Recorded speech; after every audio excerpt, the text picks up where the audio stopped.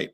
So I am so excited, so very, very excited to kick off today's event, Building a Powerful Personal Sales Brand, Tips from Successful Women, sponsored by Salesforce.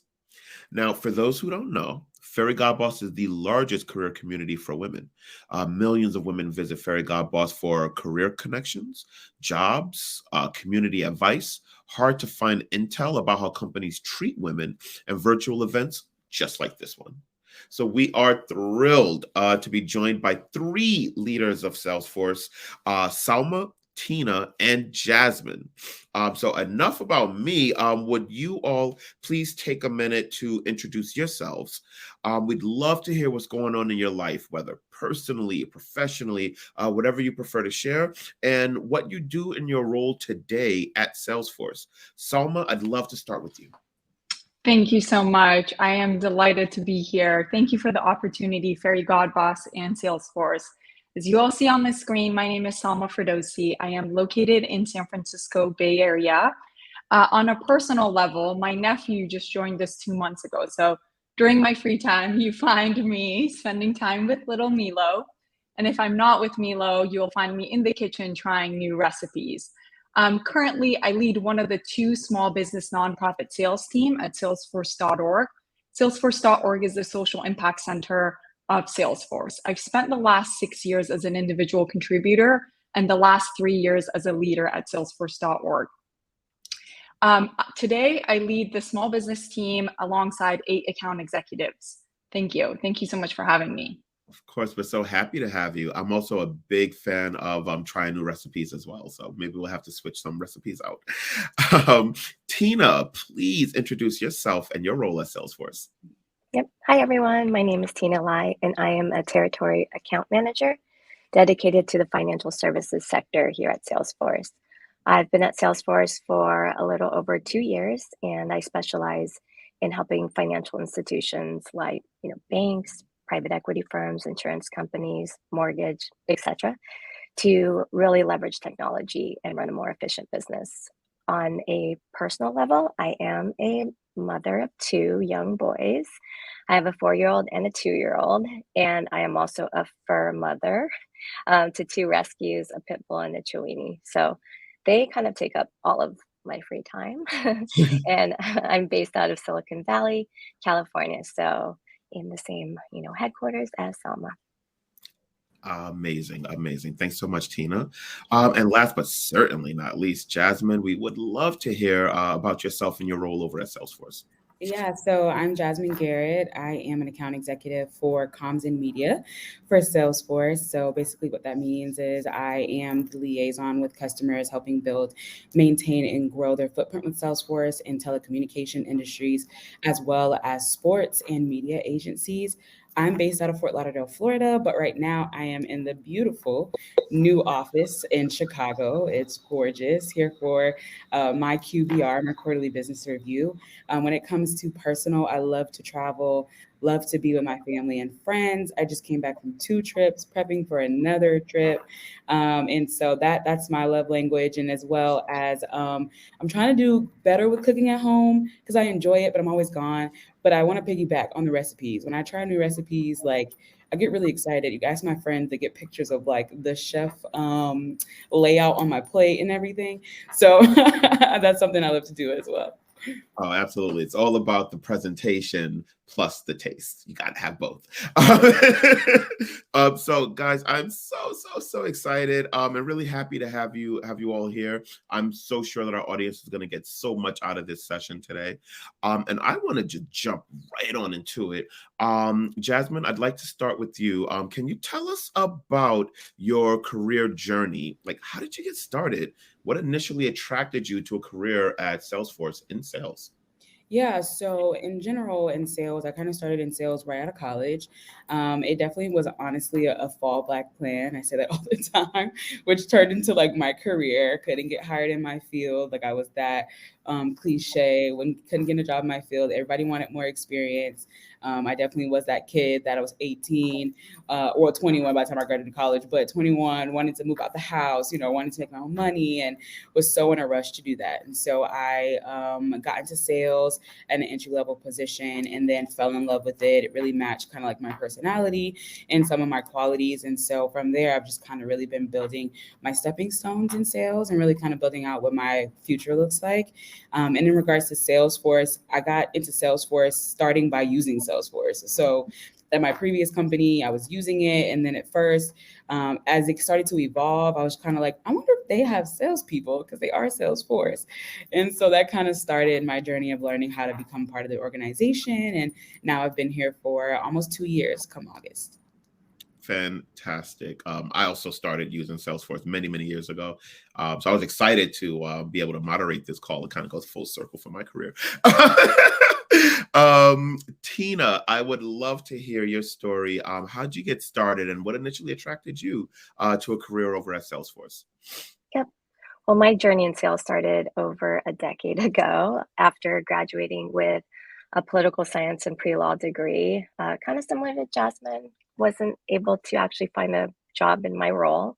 And I was studying for law school, but I needed a side hustle to pay my bills. And it was kind of, I just stumbled upon an ad for an insurance agency, which was like commission only. So it was one of the easiest job interviews ever. But the true interview was, learning the art of rejection, because we were actually going like door to door selling life insurance, health insurance, which was like very boring. But I would say within 6 months, I became a top producer and actually started making a lot of money. So before I knew it, I never took my LSATs and my side hustle became a permanent hustle. And the year that the Blackstone Group acquired, Mega Life and Health, I vested a sizable share in the company. And that's kind of what got me really hooked to sales. I don't think I ever looked back. But yeah, the next industry was tech, and that company that I worked for was acquired by Intuit. And then the next company went and IPO'd. So after that, I started consulting on my own and helping startups to become successful. But what I noticed was a trend in every single company that got acquired or IPO'd, they all had Salesforce in common. And I would say much of their success, as well as my success, has been dedicated to it. So I kind of had an epiphany to go direct to the source and just sell the tool that I've been recommending for a decade, I guess. And that's when I guess, decided to come home and sell from the source. That's my full circle, Lasheen. I love it. I love it. I love it. Great story there. And then Salma, would love to hear from you as far as your career journey. How did you get started? And what initially attracted you to a career at Salesforce? Yeah, so to be honest, sales was never something I desired to get into. Early in my college days, I started working at Bath and Body Works, and this was a huge change for me. I was a shy student, and my manager continued to push me and put me in front of the store to greet everyone. And then I realized, oh my goodness, I feed off of this energy and the opportunity to help others. And I continue to find myself to push myself and the boundaries of how we're doing things at Bath and Body Works, how we're selling, whether it was trying to help the individuals and customers get the best deal on the buy 3, get 2 free lotions and body washes, and or to find the best Mother's Day gift. Shortly after, I actually moved into high luxury sales at David Yurman. This gave me a very different perspective into sales again. But I continue to not look at it as a sales lens, but more so I'm helping people. I'm helping fathers and boyfriends and mothers find the best gift to add on to their collection or find that perfect ring that they can wear every day. Soon after, I joined a nonprofit during my college days, Silicon Valley Education Foundation. They are focused on providing STEM programs across the Bay Area and provide an intervention program over the summer for students. I felt that I was torn. I was supporting customers that were buying these very expensive pieces of jewelry, but I was also spending time at local nonprofits and classrooms in the community. And so this really helped me to start to create the trajectory of my why and my purpose and my heart of wanting to be part of a nonprofit and be part of a mission-driven organization, which shortly led me to join Silicon Valley Education Foundation full-time as a fundraising associate. which we were essentially selling the mission of the nonprofit and the impact that we had. So I continued to meet with donors and our board members to increase our fundraising efforts. We used Salesforce at the time. And when I came across salesforce.org, bringing my sales skills and the passion for nonprofits, gosh, the light bulb just went off. And I told myself, I have to be part of this organization. I don't care in what capacity, I just want to be part of it. And I would say 6 years later in 4 different roles, that passion for my customers continues to evolve, but that's really my why and why I joined Salesforce. I love that so much. Thank you so much for sharing that, Salma. So we're going to move along just a little bit. Now, Tina, I'd love to ask you, what skills do you believe have helped you the most throughout your sales career? The skills that really set me up for success, I would say maybe there's about 4. The first, of course, is resilience, being able to bounce back and not let things get to you. Definitely being okay with rejection. The second is humility, staying grounded and humble, understanding that there's always more to learn, and of course, being true to your values. The third is the ability to challenge the status quo. I would say always trying to find a better way to do something and just not taking the status quo as a general source of truth, because a lot of our potential customers are really stuck on the status quo. So we have to be able to know how to change that. But of course, don't reinvent the wheel if something is already working. And I would say, to Salma's point, be authentic, don't try to fit into a rigid style of sales. Make it your own and be comfortable and proud enough to do you. If you're a woman in sales, leverage the power of being a woman. Don't act like or try to be a male counterpart or conform. You do you. And I know it sounds kind of cliche to be authentic, because I think there's a question focusing on that as well. But if you're going to do something, do it with all your heart and stay authentic. So again, remember the reason why you're doing what you're doing. I love that. I love that. Such great advice and such tangible advice that I think that our community is able to incorporate right away, actually, right after this conversation. Great stuff, Tina. Thank you. Jasmine, I'd love to hear from you. What skills do you believe have helped you the most throughout your sales career? Yeah, and Tina, those were really good ones. I don't want to try to steal any of hers, but those were really good.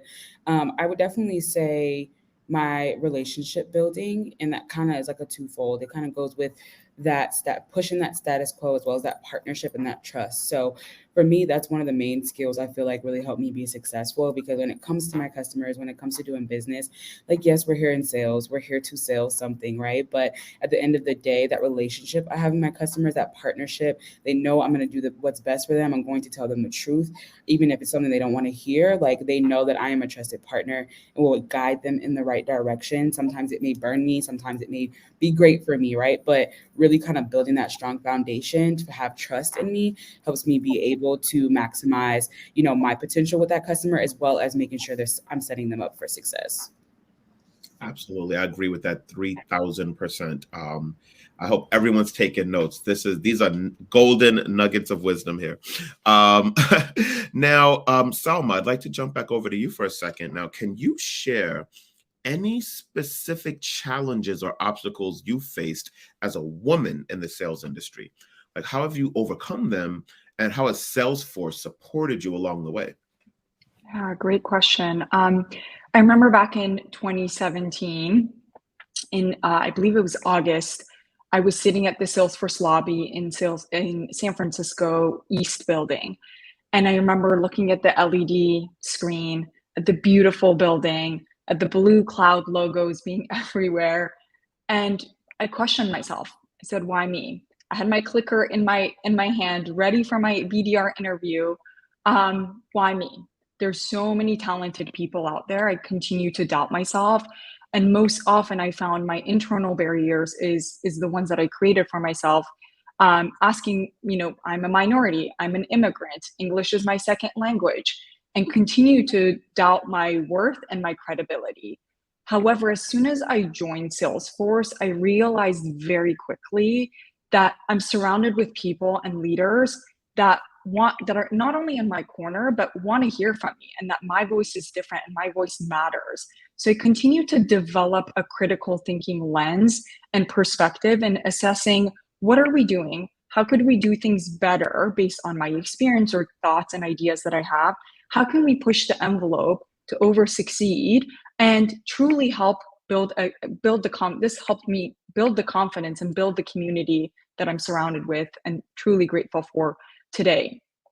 In difficult circumstances, I think it goes back to your network and the people and the individuals that you have those deep, trusting relationships with of, hey, I'm in a difficult situation. This is the idea. These are the things that I think I can work on, and in tackling it, what are your perspectives? So I think your community and your network is really, really critical. And Salesforce has been tremendous in leading that way and making sure we foster that kind of environment for our teams.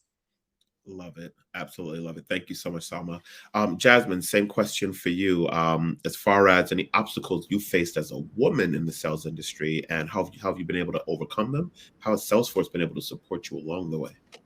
Yeah, I would say one obstacle, which we may all resonate with, is when you're in sales and you start to get to like those negotiation phases, right? And it's something sometimes with customers, and you may feel underestimated, especially when you're kind of coming in and being aggressive and negotiating. It's kind of like I'm gonna go around you, or like I feel like they can kind of step over you a little bit because we're not seen, as kind of coming in and charging all the time. And so that's something I kind of struggle with here and there, is really just making sure my presence is known and understanding that, like, take me seriously as, your account rep or as your partner, whether it's internal, external, and really making sure you understand, like, I know what I'm doing. I have a place here, and it ends with me, right? And so that's something that I've been trying to really kind of push through. And when it comes to Salesforce helping me with that, just even an example with my leadership, just really how he builds me up, puts me in situations to really make sure that they understand, like, yes, he's my leader, but like, this is my account, right? Or this is I'm calling the shots, putting me in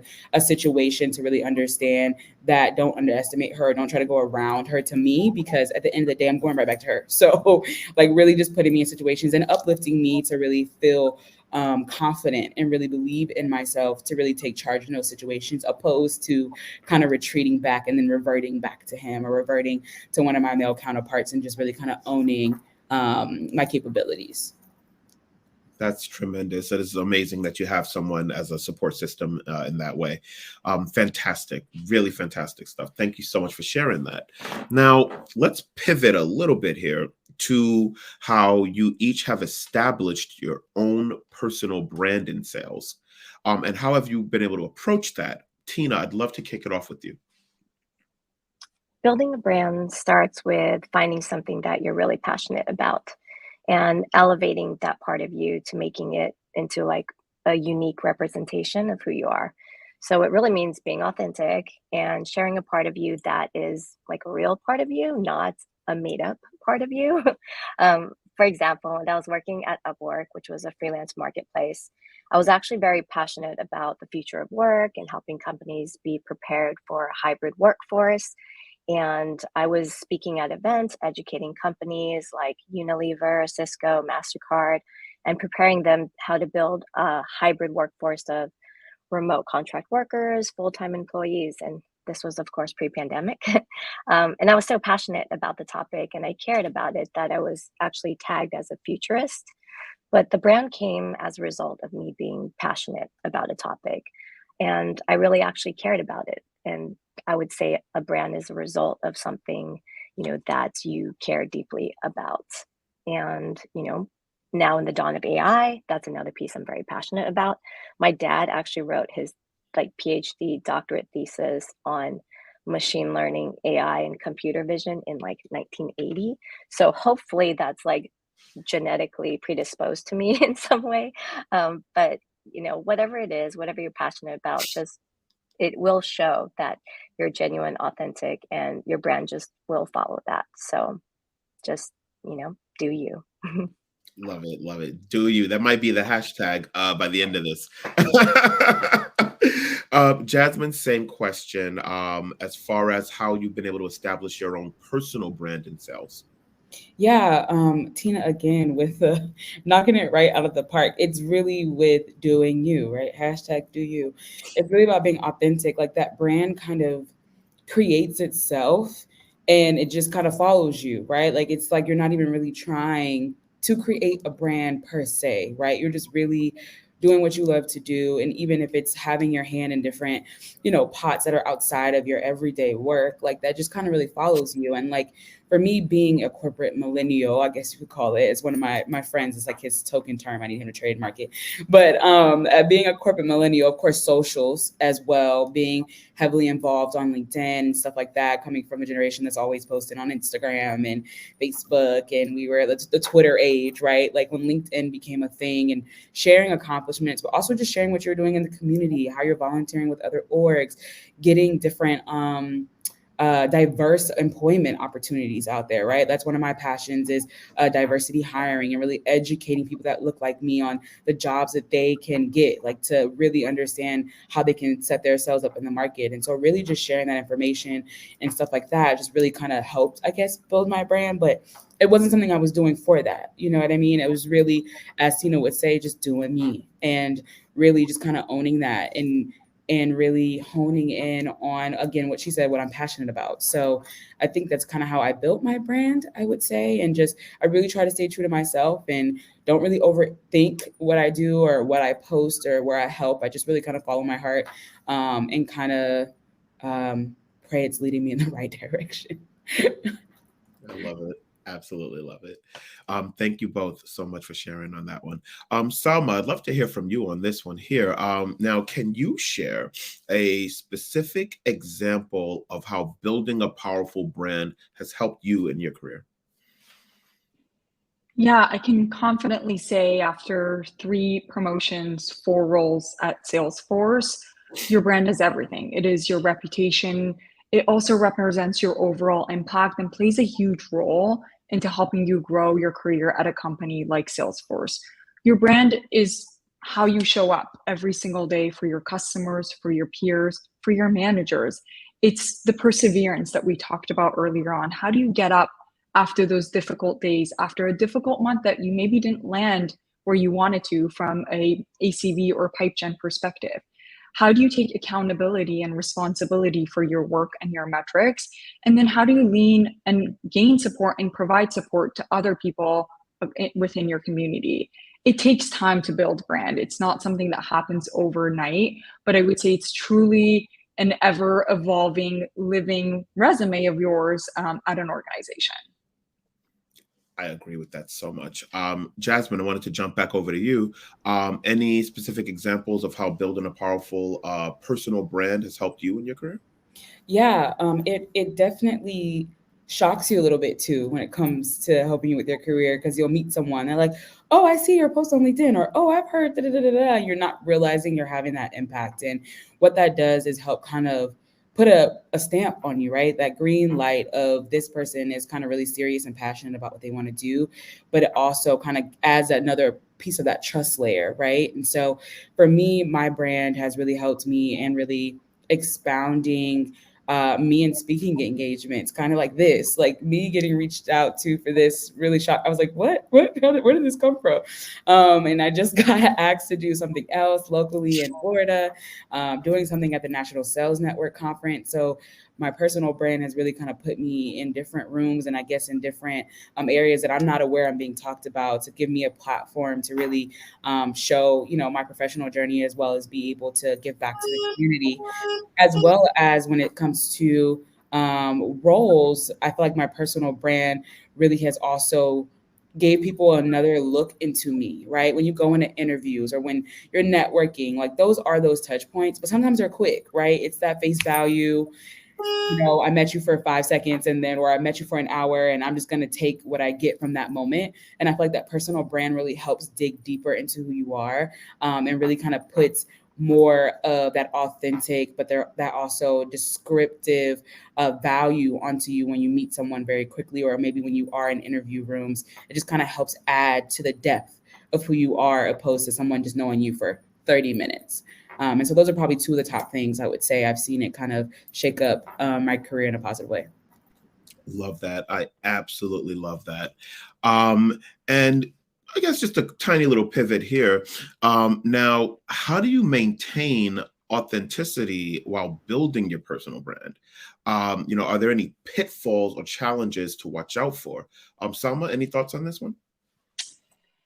Being authentic, I think, is truly critical to establishing trust and connecting with your audience alongside transparency and doing what's right for your customers and your peers. Um, for me, it came easy from day one, I would say, because as an organization and what we do in terms of our mission, it truly aligns with what I'm passionate about and what I care most about. And I find myself sharing my previous experience, such as working at a nonprofit with our clients to help build credibility. In leading a team of account executives, I lead with the utmost integrity, respect, and oftentimes push AEs to see their fullest potential, to strive them to achieve beyond what is expected.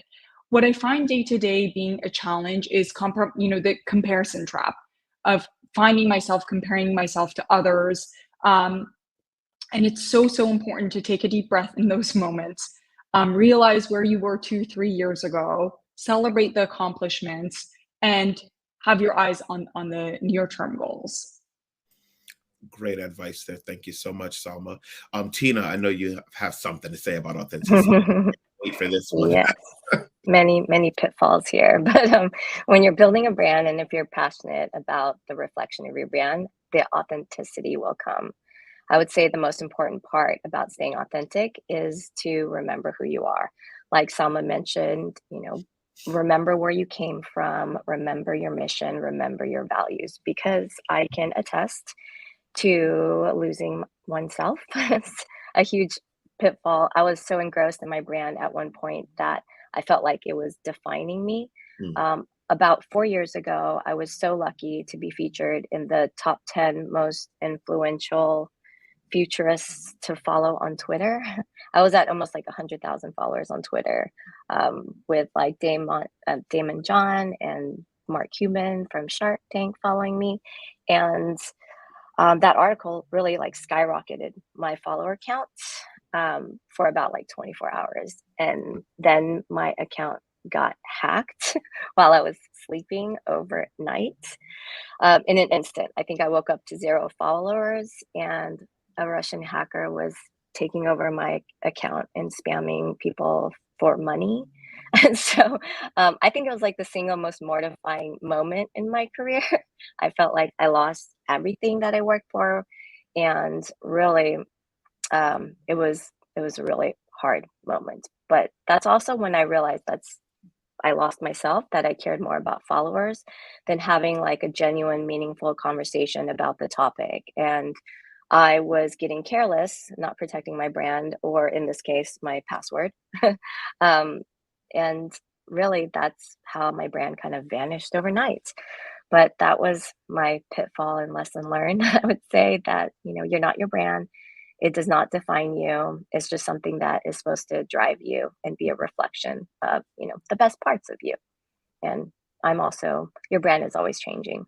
Like Salma mentioned, it's breathing, it's always, adjusting, but remember where you came from and remember your values. Wow. Wow. I needed a second with that story. Wow. Um, oh man. Sorry that you went through that, but I'm glad that you learned lessons through it. All right. So, Jasmine, what advice would you give to someone wanting to build their personal brand in sales? Like, we're especially looking for advice to someone who's just starting in their sales career and looking to make a strong impression in the industry. Yeah, I would just really hone in on like something that you care about. Whether it's the technology that you sell, if it's tech sales, or the product that you sell, if it's the culture, that you want to curate in the space, if it's where you want to go in your career, right? If it's kind of what you see for yourself and what that path looks like, if it's giving back, pick something that you feel passionate about to really just start about and just really start to hone in on that vision, hone in on how you want to make an impact in that space, and really start to create kind of your safe space around that topic. And whether that's posting about it, whether that's talking about it and having small what do we call them, connect groups, within your company or within your colleagues or with a small group of women. Just really figure out how to make your mark and how you want to make that impression. And I think the brand and the next steps will kind of organically grow with that. Love it.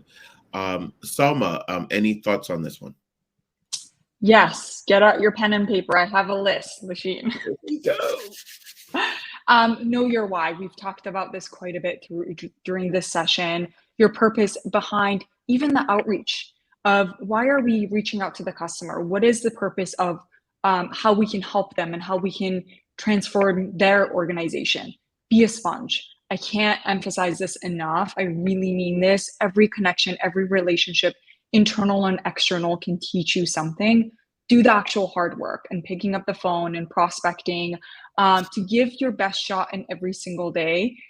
Lean into your bigger community and take time to reflect, but also seek feedback from your peers and your managers often. Be prepared. Think about ways you can be proactive, right, with meetings and projects and initiatives. Build your network and community. I know we've talked about this, but also network effectively and with a purpose. I think at a large company like Salesforce, connecting with 50,000 people is not going to get you anywhere. So know what your long-term goals are and establish a plan to connect with people that are going to make a difference in helping you get to those next steps.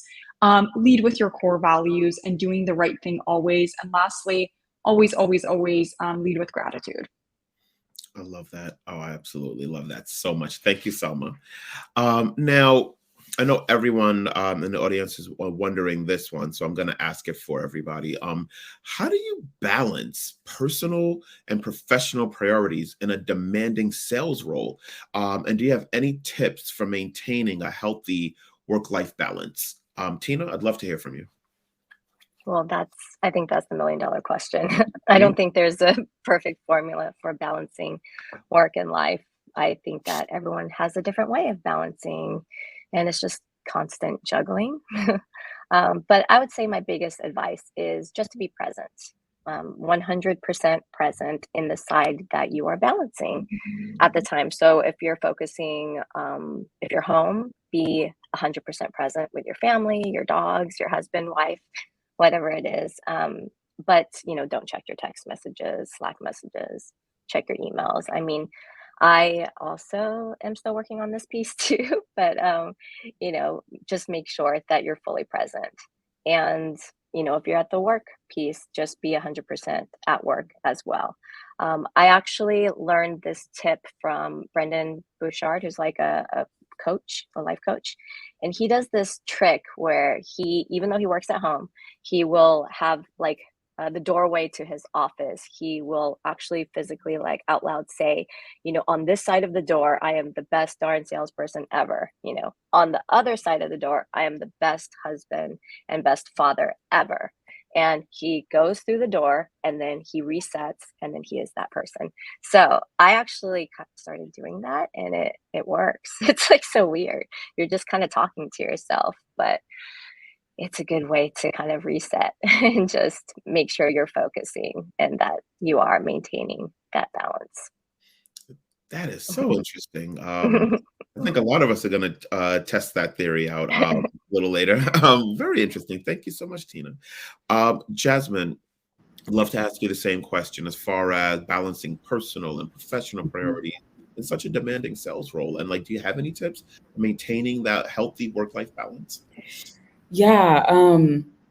Tina's right again about it's an art form and everyone's is going to look different. But I would say my main tip is boundaries. You have to set your own boundaries. What does that look like for you? What are those boundaries? What are you willing to do? What are you not willing to do? Right. And that'll help you really kind of formulate that work-life balance. For me, my boundaries is I shut it down if I can. I have a time frame every day that it's if there's not a pertinent thing happening or a presentation upcoming that I have like no choice but to just like, hammer this out, I really try to cut it off at a certain time. My work phone, I do have it like set to go on do not disturb at a certain time. So that way I'm not picking up calls. Because even if I am answering a customer call at a certain time, if I need someone else, I'm not going to have an answer till tomorrow anyway, right? If they send me an email, they probably aren't going to read it till tomorrow anyway, right? So I try to set up that boundary as well on the weekends. Like, so where my office is, on the weekdays, I do have my work phone in like my bedroom, right? I charge it in there and all that stuff. But on the weekends, I don't leave my phone. I don't bring my phone from the office with me. Like I leave it in there. My computer stays in there. I don't touch them at all. I use my personal phone. I use my personal laptop. So I try to just set those boundaries because I'm the type of person, I hate notifications. So I know myself and I'm going to check it just to make the notification go away. So I set those boundaries up to kind of help me, alleviate that work-life balance. And then really just always giving time back to myself.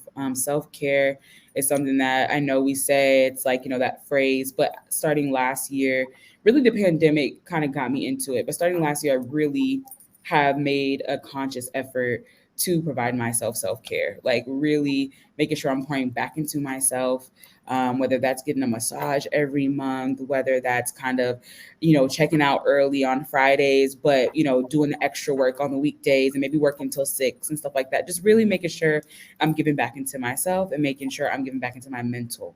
And so that really kind of helps me push in, helps me take on the stress, but also helps me release the stress in a healthy way. I love that. Absolutely. Absolutely. Cool stuff. I love it. Thank you guys so much. All righty. Let's keep on chiming on through. So, Salma, what do you find most exciting or rewarding about your work at Salesforce?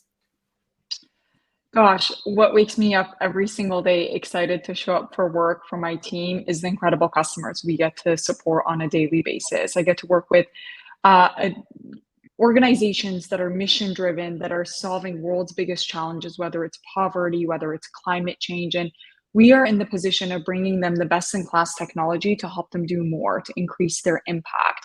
While we are a numbers driven organization and results matter, those results directly correlate to impact and empowering nonprofits to do more with technology. Now, I truly feel lucky to be in a position to help others succeed and find their career path at Salesforce. On a tactical business level, I would say that one of the most rewarding aspects of leadership is seeing my people grow. To this day, I've helped 7 BDRs move into account executive roles at Salesforce. And currently on my sales team, I've helped 3 AEs also move their career and get promoted at Salesforce. I love that. I love that so much. Thank you. Tina, same question for you. What do you find most exciting or rewarding about your work at Salesforce? The most rewarding thing at Salesforce is, I would say, 3 things: the people, the product, and the impact. And those are definitely the 3 reasons I'm very grateful for my career here. I would say you can't beat the people. The caliber of talent here is incredible. And it's a place that you will it guarantees you will become a better sales rep, influencer, manager, or leader, whatever you choose. And well, the second is the product. I think it's always getting better, and Salesforce is always investing in R&D and innovation, which is one of their core values is innovation. So that actually excites me because the product is always changing and improving, just like us individually as well. And then the third is impact. Salesforce makes an impact on the customers that we're able to help, but also your ability to make an impact here. Although we work for a huge company of, gosh, I don't even know, 60, 70,000 employees, you're not completely lost at a number. Like someone mentioned before, every relationship, every meeting, every conversation, every call, it matters. And you are able to affect the bottom line and really make a difference. Absolutely. Tina, keeping it on you for a little bit longer. What's something that you think most people don't know about Salesforce or working in sales that you think they should know? I think most people don't know that Salesforce has so many different products. I think, I don't even know how many it is, like 500, whatever it is. We're literally in every single industry, every single vertical. every single role. We help, marketing, services, sales, operations, HR. We can sell net zero cloud. I mean, I didn't actually even know this before I joined Salesforce, that there are so many products here. And it's really, when you work here, you have the ability to be able to help almost every single person, industry, and type of business.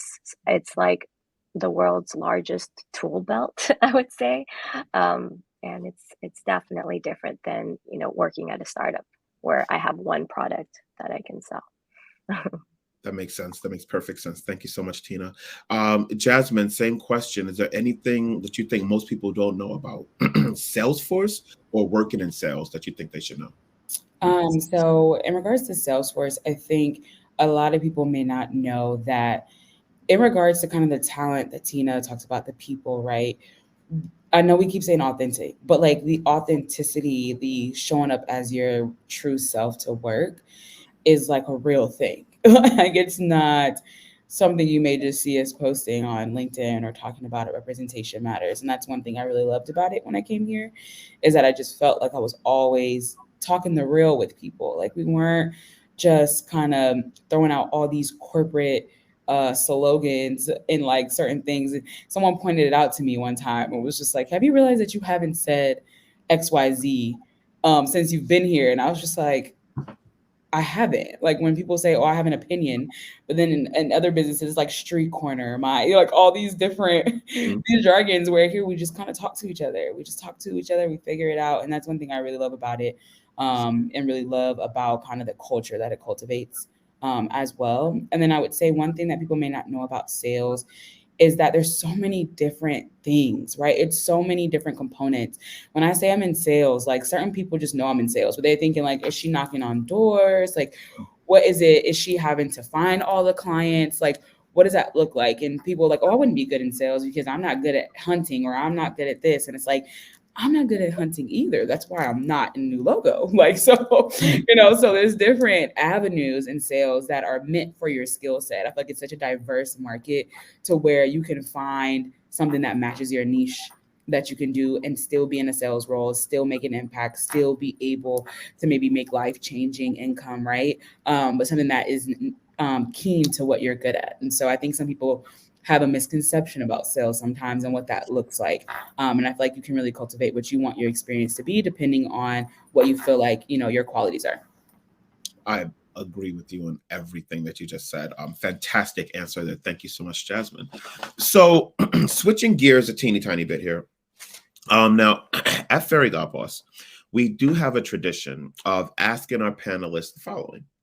Now, what we've observed is that women don't always feel comfortable enough bragging, or taking ownership of all the amazing things that they achieve. So I would like each and every one of you to share with us an accomplishment, whether personal or professional, that you're most proud of.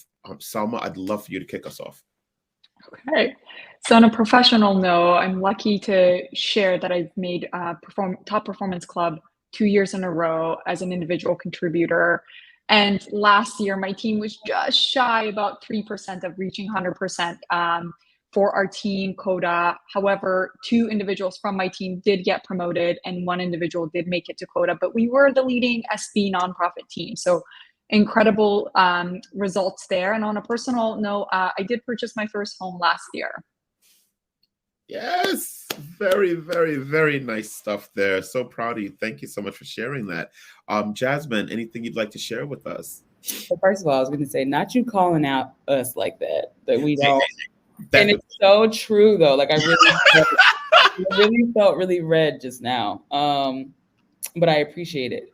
So in regards to professional call outs, I would say I did get accepted into or nominated into, and I accepted the nomination into the Sales Excellence Academy at Salesforce this year. And so that's been a great experience so far and helping me kind of progress in my development. And so very happy about that. As well as I'm the vice president for the National Sales Network chapter in South Florida. And so this year, we've kind of been making a lot of strides coming out of the pandemic, really trying to help that chapter get back on its feet. And our event we're having this week is actually sold out. It's sold out a week in advance. It is a women in leadership event. And so just super excited about kind of how we're impacting the community and kind of really helping people see what their future can look like in sales. So that is definitely a professional accomplishment. And then personally, what is going on personally? Oh, I turned 30 this year. So I'm on the road to 30 and probably spending too much money in the process, but it's okay because I'm turning 30. And so that's my accomplishment, is giving back to myself this year and taking trips for me, because all last year I was taking trips for everybody else because all my friends are getting married and having children and all that good stuff. And so this year I took back my travel for myself. That's my accomplishment so far. I love it. I absolutely love it. And just a side note for everyone, as far as the call out goes, I will never forget the first time I ever did one of these a few years ago. And this was, kind of written into it, the women that don't feel comfortable bragging. And I said to the people, that's not true. I'm a guy and I don't feel comfortable bragging. And someone said to me, yeah, look behind you. We see all those medals. And I was like, oh. And I just put my head down and I'm like, you know what? They're right. Okay, I'll say it. So that's where that comes from.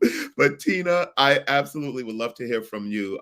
Please talk to me about a personal or professional opinion that you have. I would say my greatest achievement, of course, is being a mom with my 2 sons and my 2 rescues. But besides that, I would say the thing that I'm most proud of was that for a couple years, I was a national suicide prevention hotline counselor. So I was answering the crisis hotline for individuals that, needed someone to talk to. And it really made me feel like I was leveraging my, sales skills, I guess, per se, because a lot of sales is just psychology and really taking the time to listen and be empathetic. And it was actually a way for me to give back and feel like I was really making an impact, because these were individuals where I was able to maybe give them a second chance at life or a different outlook on it. But yeah, that was, I would say, one of the things that I'm most proud about. Oh, wow. That is tremendous. I'm so happy that you were able to leverage your, for lack of a better term, sales skills in order to pivot it into something that can help people. That is just tremendous. All 3 of you, congratulations on all of those accomplishments. Such an inspiration to the folks that are watching, on their computers. So we do have a little bit more time. So I wanted to ask a few more questions, but we're going to do it a tiny bit different. I like to call this what do I call it? Family Feud style, where whoever unmutes their mic first, they get to answer first. So the first question I have is, how do you handle rejection or setbacks in the sales industry? And what advice would you give to someone facing those challenges?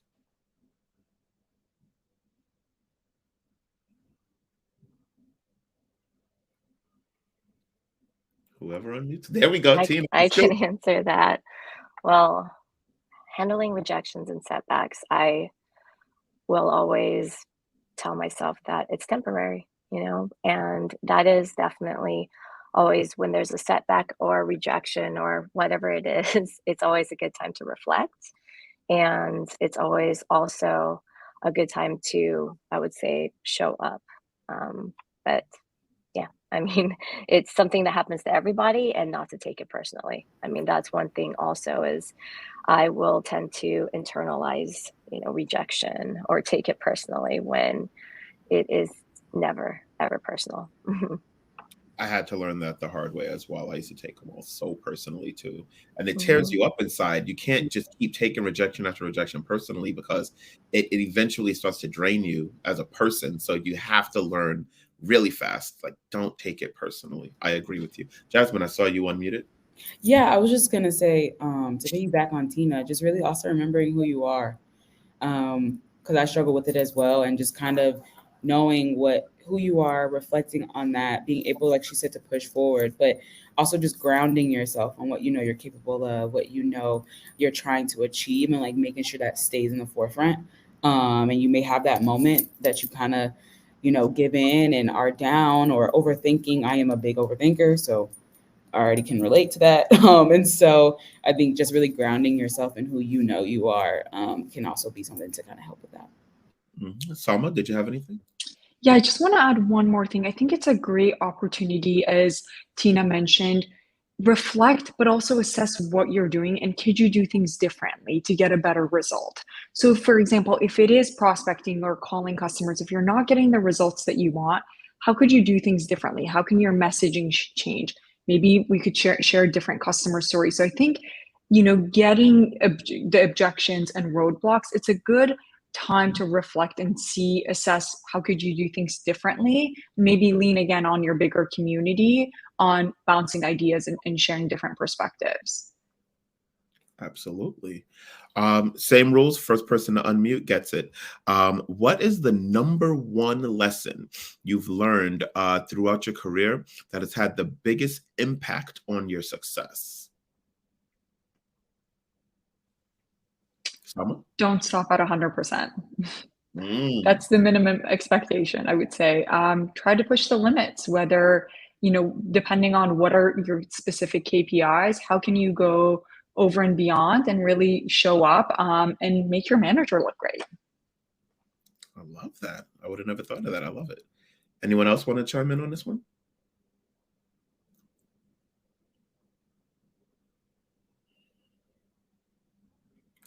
Okay, I can. Oh, Tina, were you about to say something? Okay. Okay, I can move on to the next question. Let's see here.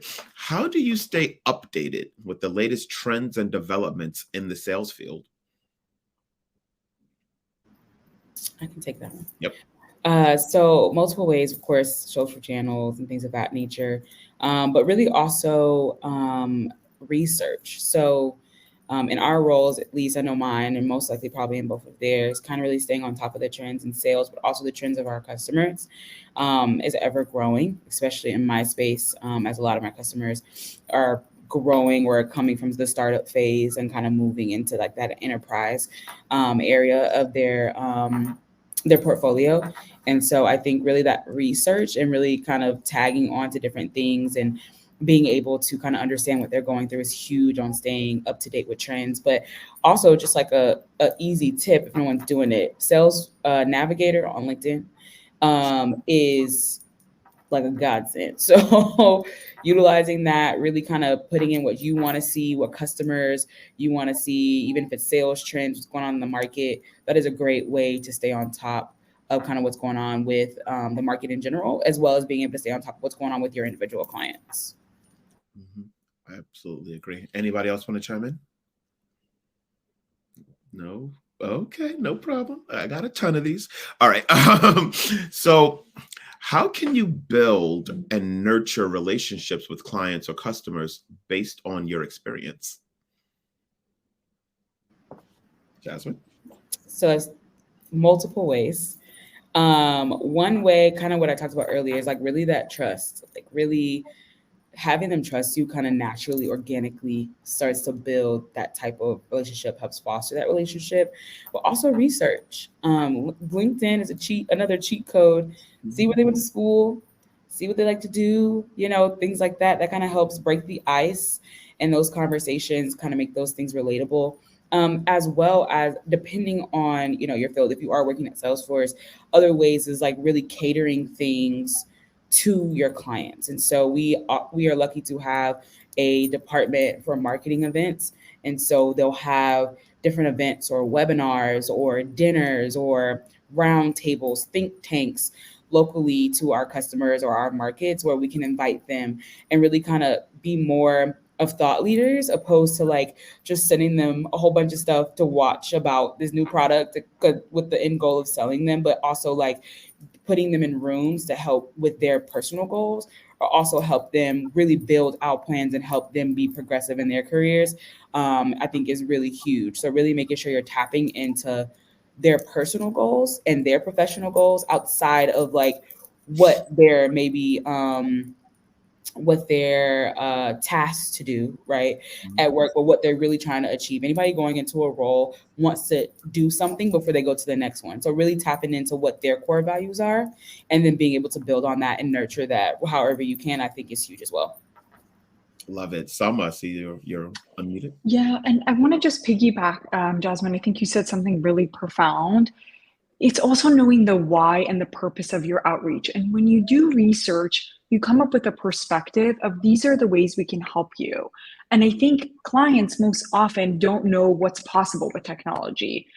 Most often, our organizations that we work with in the SB nonprofit space, they're on Excel sheets, they're on siloed, disparate systems. So having a perspective in challenging our customers comes quite, helpful in these conversations, because you build that credibility, you build the trust, and you can share with other customer stories what we've done for other organizations. But I think that research that you mentioned is really, really important, because that allows you to create a perspective to bring to the client and the point of view. I agree. All right. We have 3 minutes left. I can get a quick lightning round in. 30 seconds. Each person answer, please. What advice would you give your younger self? Jasmine, go. Don't overthink what I want to do with my life. I changed my career path like 10 times as a kid, and I think the world has evolved a little bit, but at the time you just had to know what you wanted to do. And it's like, you went through high school, just like, I'm doing this. You get to college, I'm doing this. And then you're just like, I don't want to do this. So I think just really taking that time for myself and really taking those first 2 years to pick a major and really understand what I wanted to do, opposed to just being so set on something I may have thought other people would have made them happy, or something I just thought was a cool thing to do, but not really diving into like what I want to do or what would feed me. So I think that would be the advice I would give to my. Love it. Love it. Salma, advice for your younger self. Be patient. Your hard work will pay off. And to Jasmine's point, you do not have to have the next 10 years figured out. Opportunities will open up. People will reach out. Continue doing the hard work day in and day out, and those doors will open. So I would say be patient, and your hard work will pay off. Love it. And Tina, take us home. I would say, not to get too comfortable, because a lot of times when you get comfortable, then you get a bit complacent. And there were times in my career where I was very comfortable, and that's kind of when the biggest change happened. So, always be pushing the envelope, always be pushing yourself. And when you are starting to get comfortable, I think that's when the complacency kicks in. And to be able to check yourself. So that's what I would tell my younger self. I love it. So thank you so much, Salma, Tina, and Jasmine, for joining us today and for sharing such fantastic and tangible advice. And thanks to all of you guys who tuned in for the discussion. As a reminder, we will be sending out a recording of today's event, along with resources to learn more about opportunities at Salesforce. In the meantime, be sure to check out Salesforce's profile and jobs on Fairygodboss. Also, we would love to hear your feedback to help us improve future events. So please head to the Typeform tab on the right side of your screen and share your thoughts in a quick 1-minute survey. Thanks, everyone. We will see you all next time. #DoYou.